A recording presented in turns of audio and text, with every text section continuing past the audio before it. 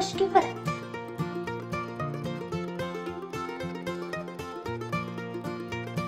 A kao akademija.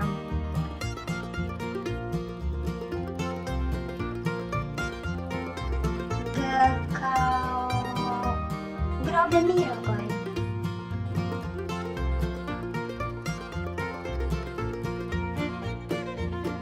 R kao rijeka Sava.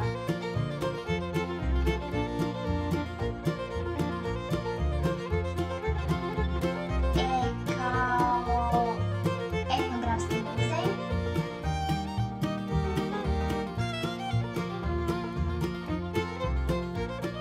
B kao botanički vrt.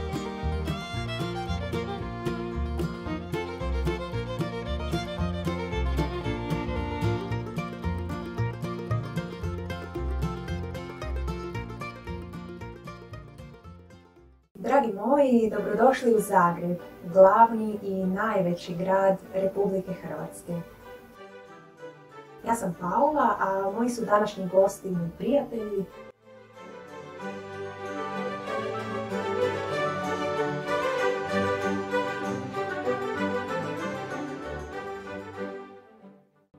Dok Iva i Dejan u Zagrebu žive cijeli život, Rut i Jerko ovdje žive od svoje 18. godine, kada su došli na studij, i ostali. Iva i Dejan, vi ste pravi purgeri zato što u Zagrebu živite od rođenja. Planirate li se možda uskoro preseliti u neko drugo mjesto ili ćete još neko vrijeme živjeti u Zagrebu? Treba mi plan da bi daljnjeg ostala u Zagrebu, prvenstveno zato što mi je sve u Zagrebu. Dakle, familija je ovdje, mama, tata, sestra, prijatelji su ovdje, ono može odlučujući tu mi je radno mjesto. Dakle, nemam razloga ići van Zagreba. Ne planiram se seliti izvan Zagreba, općenito Hrvatske, zato što u Zagrebu imam stalni posao, curu, obitelj, prijatelje. Za razliku od Ive i Dejana, Rut i Jerko u Zagrebu žive tek nekoliko godina. Rut i Jerko, možete li nam reći odakle ste i kako to da ste se preselili baš u Zagreb? Došla sam iz Lošinja, a u Zagreb sam došla prije ovo će sad biti 5. godina da sam ja u Zagrebu. Došla sam tu kako bih studirala. Iz Čakovca sam, a u Zagrebu sam već 8 godina. Došao sam ovamo na studij prije 8 godina i nakon toga sam se tu i zaposlio pa sam i ostao. Hvala vam. A sada bi me zanimalo na koji način vas četvero doživljavate grad u kojem sada živite, odnosno konkretnije, što vam prvo padne na pamet kad čujete riječ Zagreb? Prvo mi na pamet padne katedrala, odnosno sve one znamenitosti koje vidiš na razglednicama i promotivnim spotovima za Zagreb. Prvo pomislim na plave tramvaje i autobuse i Dinamo, znači plava boja. Prvo što pomislim kad čujem riječ Zagreb je simpatičan i šarmantan mali gradić u našoj lijepoj Hrvatskoj u kojemu mogu naći sve što mi treba i sve što tražim. Rut, koja je ovamo došla s otoka Lošinja, kaže da je Zagreb grad koji čovjeku pruža sve što mu treba. A sad bi me zanimalo što će naši purgeri navesti kao pozitivne strane života u Zagrebu. Prva pozitivna stvar je ta da Zagreb nije jako velik, ali opet je toliko raznovrstan da možeš cijeli život provesti u Zagrebu, a ne otkriti ga cijelog. Prvo bih istaknuo jako dobru gastronomsku ponudu i općenito raznoliku turističku ponudu u gradu.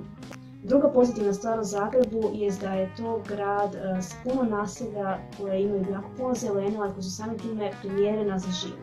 Kao drugu pozitivnu stranu bih naveo društveni život, puno mjesta gdje mladi mogu izaći van, zabaviti se, podružiti se itd.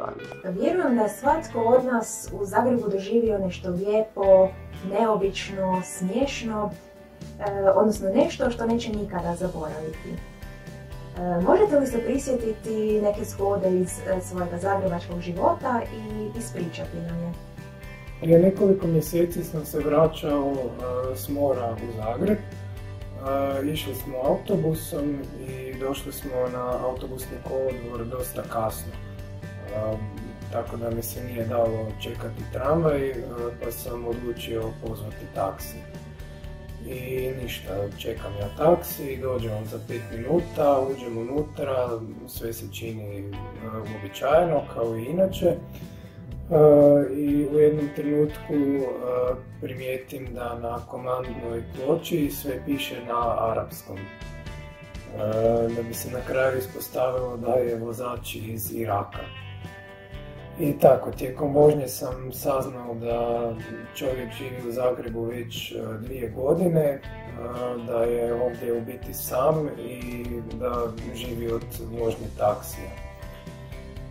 Dakle, dosta tužna životna priča zapravo, ali još jednom me podsjetila na to koliko je Zagreb zapravo internacionalan grad. Imam jednu baš simpatičnu zgodu na kojoj sam se nedavno sjetila, a ona se desila baš na glavnom trgu u Zagrebačkom, znači na trgu Bana Josipa Jelačića. Jednom prilikom sam izlazila iz tramvaja tamo na tom baš trgu i jednom sam primijetila da me čovjek neki slika sa profesionalnim fotoaparatom. I osim što me on slikao me još jedan drugi koji je bio iza mene. Meni nije bilo jasno zašto bi se slikao i ja neki celebrity, da bi se ja okrenula i ispred sebe uočila ni manje ni više nego Kolindu Grabar-Kitarović, našu dragu predsjednicu.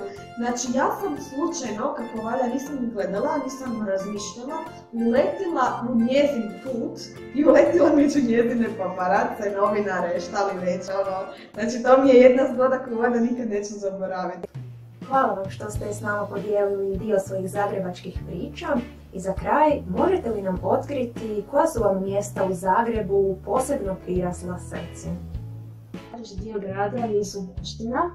Ono što mi se jako sviđa kod Suboštine prvenstveno jest što je to naselje kompletno zona bez auta. Dakle, pješačka zona.